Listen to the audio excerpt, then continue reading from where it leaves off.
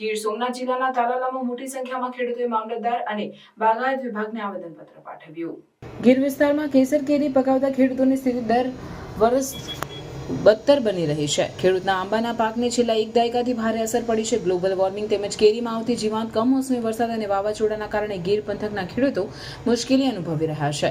આ વર્ષ પણ તાલાલામાં ખેડૂતોના આંબાના બગીચામાં કેરી ન આવતા ખેડૂતો અકળાયા છે અને સહાયની માંગ કરી રહ્યા છે। ત્યારે હાલમાં જ તાલાલામાં બાગાયત વિભાગ દ્વારા સર્વે હાથ ધરાયો હતો, જેના અહેવાલ સરકારને સોંપવામાં આવ્યા છે। જો કે આ વર્ષે સર્વે સાચો ન હોવાનો ખેડૂતોનો આરોપ છે અને ફરી સર્વે કરવા માંગ કરી છે। આજે તાલાલાવ ખાતે મોટી સંખ્યામાં અનેક ગામના ખેડૂતો આગેવાનો મળી મામલતદાર અને બાગાયત વિભાગને આવેદન પાઠવ્યું છે। બાગાયત વિભાગના અધિકારીના જણાવ્યા અનુસાર બાગાયત વિભાગના જે ગામો આવેલા છે તેમાં સર્વે હાથ ધરાયો હતો। એક ગામની અંદર 5 થી 7 ખેડૂતો દીઠ સર્વે કરાયો, જેમાં ગત વર્ષ, વર્તમાન વર્ષની સ્થિતિ અને કઈ દવાનો છંટકાવ કરવામાં આવે છે તેની જાણકારી મેળવી વડી કચેરીમાં મોકલવામાં આવી અને ગત વર્ષની સરખામણી આ વખતે કેસરમાં વર્ષ નબળું હોવાનું પણ જણાવ્યું હતું। ગત વર્ષ તાલાલા મેંગો માર્કેટમાં 5,90,000 જેટલા કેરીના બોક્સની આવક થઈ હતી, તો ચાલુ વર્ષે પણ 3 થી 4 લાખ બોક્સ કેરીની આવક થવાનું અનુમાન લગાવાઈ રહ્યું છે। ગીર પંથકના ખેડૂતોના પડ્યામાંથી પાટુ જેવા હાલ થયા છે। એક તરફ બગીચા ખાલીખમ જોવા મળી રહ્યા છે, તો બીજી તરફ સર્વે એ ખેડૂતોની ચિંતા વધારી છે। જો ફરી સર્વે નહીં થાય તો ખેડૂતોએ આંદોલનની ચીમકી આપી। આવેદન પત્ર અમે આજથી 4 દિવસ પહેલા મામલતદારને આપ્યું, 5 જણાએ। એમાં લેખિત જ આપ્યું છે જે કાંઈ નુકસાન છે ખેડૂતે બાગાયત વિભાગમાં એમાં 95% છે। કોઈ જંગલે કાંઠે ખેતરું છે ને હવામાન સારું રહ્યું 5% ખેડૂતને સારું છે, બાકી 95% ખેડૂત સાવ નિષ્ફળ ગયા છે। ખેડૂતના ખર્ચા પણ નથી રહ્યા બગીચામાં, કેસર કેરીના બગીચાની અંદર।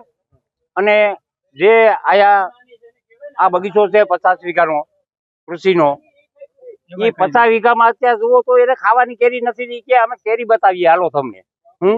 અહીંથી જ એને અહેવાલ ખોટો મૂક્યો, તો રીસર્વે કરવાની મારી માગણી છે।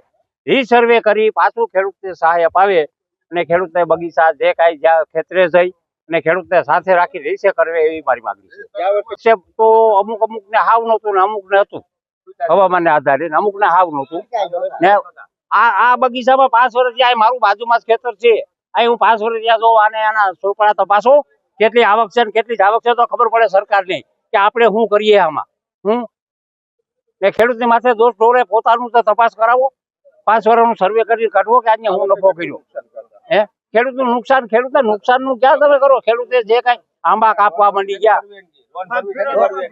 આંબા સાહેબ આ લોન ખેડૂતે જે પાક ધિરાણ લીધી માફ કરો। ચાલુ વર્ષ દરમિયાન બગાયતી પાક સંપૂર્ણ નિષ્ફળ ગયો છે। એ બાબતે સરકારમાં વારંવારની રજૂઆતોથી સરકારે હકારાત્મક અભિગમ દાખવીને સર્વે અહેવાલ મંગાવ્યો હતો। એ સર્વે અહેવાલમાં અહીંના સ્થાનિક અધિકારીઓ દ્વારા ખેડૂતોને દોષિત ઠેરવવામાં આવ્યા છે અને ખોટો અને વાસ્તવિક પરિસ્થિતિ કરતા તદ્દન વિપરીત અહેવાલ આપવામાં આવ્યો છે। એના વિરુદ્ધમાં આજ 15 થી 20 જેટલા ગ્રામ પંચાયતો દ્વારા અને તાલુકા પંચાયતના સદસ્યો દ્વારા સાથે મળી બગાયત અધિકારી શ્રી તેમજ તાલાળા મામલતદારશ્રીને આવેદનપત્ર આપવાનું આજનું આયોજન છે। અમારી માંગ એ જ છે કે જે ખેડૂતોને દોષિત ઠેરવવામાં આવ્યા છે તે સદંતર ખોટી વાત છે અને હાલને વાસ્તવિક પરિસ્થિતિ કરતા વિપરીત અહેવાલ છે અને સદંતર ખોટો અહેવાલ રજૂ કરવામાં આવેલો છે। અને ગત વર્ષની સાપેક્ષમાં 45-50% અહેવાલ દર્શાવવામાં આવ્યો છે। ગત વર્ષે કોઈ સર્વે કે અહેવાલ થયો નથી, જેથી એ અહેવાલ અસ્પષ્ટ છે। અને આ ચાલુ વર્ષ દરમિયાન ખેતર ટુ ખેતરનો સર્વે કરવામાં આવે અને વાસ્તવિક પરિસ્થિતિ કેટલા વીઘામાં, કેટલા આંબામાં કેટલું ઉત્પાદન થાય એમ છે એની સચોટ જાણકારી મેળવવામાં આવે તો હાલની વાસ્તવિક પરિસ્થિતિનો ખ્યાલ આવે એમ છે અને જો સરકારે સહાય આપે તો ખેડૂતોને રાહત થઈ શકે એમ છે। આ વર્ષે સંપૂર્ણ નુકસાન જ છે। આ વર્ષે લગભગ 30% પાક સારો હોય તો સારું, બાકી 30% જેટલો પાક નથી, 70 થી 80% પાક નિષ્ફળ છે। આ વખતે સંપૂર્ણ પાક નિષ્ફળ ગયેલો છે, જેથી કરીને ખેડૂતોમાં પણ ભારે રોષ છે। 30 ગ્રામ પંચાયતના સરપંચો તથા તમામ ખેડૂતો, તાલુકા પંચાયતના સભ્યો આ વર્ષે જે કેરીનો સદંતર પાક નિષ્ફળ ગયો એ બાબતે અમે સરકારશ્રીને રજૂઆત કરી અને ધ્યાન દોરવામાં આવ્યું હતું કે એનો સર્વે કરાવો અને ખેડૂતોને વળતર આપવામાં આવે। તો જે સરકારશ્રી પાસે જે અહેવાલ ગયો છે બાગાયત કચેરીમાંથી, તદંતર ઓફિસમાં બેહીને અને અહેવાલ મોકલવામાં આવ્યો છે અને એ અહેવાલની અંદર એને એવા 3 મુદ્દા એવા લખવામાં આવ્યા છે કે ખેડૂતોને ખેતી કરતા નથી આવડતી, ખેડૂતો બગીચામાં ધ્યાન નથી આપતા, ખેડૂતો ઇજારા આપી દે। તો આ સર્વે કાંઈ તાલાળા તાલુકાના એક પણ ગામમાં સર્વે નથી થયો। અધિકારી દ્વારા સદંતર જે ખોટો અહેવાલ રજૂ કરવામાં આવ્યો એ અનુસંધાને ખેડૂતોમાં રોષ ફેલાવવામાં આવ્યો છે અને ખેડૂતો એકઠા થઈ બાગાયત કચેરીનો ઘેરાવ કરી અને આવેદન આપવામાં આવ્યું ને મામલતદાર સાહેબને આવેદન આપવામાં આવ્યું છે કે અમારા ખેડૂતોની એક જ માંગણી છે કે તાત્કાલિક ધોરણે રીસર્વે કરી અને ખેડૂતોને યોગ્ય ન્યાય મળે અને એને તાત્કાલિક ધોરણે વળતર ચૂકવવામાં આવે એવી અમારી માગણી છે. આજરોજ તાલાળા તાલુકાના ખેડૂતો દ્વારા આવેદનપત્ર આપવામાં આવ્યું છે. એ આવેદનપત્રમાં કેરી પાક નિષ્ફળતા અંગે રીસર્વેની માંગ કરવામાં આવેલી છે. તો આવેદનપત્ર અત્રેની કચેરી છે સેન્ટર ઓફ એક્સલન્સ ખાતેથી અમારી જે વડી કચેરી છે નાયબ બાગાયત નિયામકશ્રીની કચેરી ત્યાં ત્વરિત આજને આજે જ મોકલી આપવામાં આવશે અને આગળની જે કંઈ પણ સરકારશ્રીના સૂચનો મુજબની કામગીરી છે એ બાગાયત વિભાગ દ્વારા હાથ ધરવામાં આવશે. હાલની પરિસ્થિતિ આંબાની કેવી?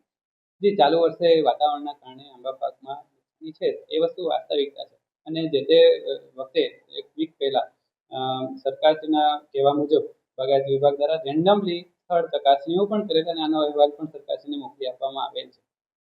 એ કચેરી ખાતેથી કરવામાં આવેલો છે. અમે જે અમારી ટીમ છે બાગાયત અધિકારીઓની ટીમ એણે ગ્રાઉન્ડ લેવલે જે બાગાયત વિભાગના ગામો છે 27-30 ગામો અહીંયા તો એ ગામોમાં રેન્ડમલી 5 થી 7 ખેડૂતોની દરેક ગામમાં દરેક દિશામાં મુલાકાત લઈ અને એ જે ખેડૂતોના કહેવા મુજબનું જે ઉત્પાદન છે ગત વર્ષે કેટલું ઉત્પાદન, ચાલુ વર્ષે કેટલું ઉત્પાદન, ચાલુ વર્ષે કેટલા છંટકાવ કરવામાં આવેલા છે વગેરે વગેરે, આંબાની કેટલી ઉંમર છે, કેટલી વખત કોઈ ખેતી કાર્યો ક્યાં ક્યાં કરેલા છે, આ બધી જે ડિટેલ અહેવાલ છે એ અમે અમારી વડી કચેરીને સુપ્રત કરેલ અને ત્યાંથી એ અહેવાલ છે એ સરકારશ્રીમાં મોકલી આપવામાં આવેલ હતો. ગયા વર્ષે કેટલું ઉત્પાદન હતું આપણા વિસ્તારની? કેટલા બોક્સની આવક થઈ હતી? જે એપીએમસીમાં ગયા વર્ષે છે એ 5,90,000 બોક્સની આવક થયેલી હતી. આ વર્ષે શું અંદાજ છે? ચાલુ વર્ષે પણ 3 લાખ 3 થી 4 લાખની અંદાજ છે અત્યારે.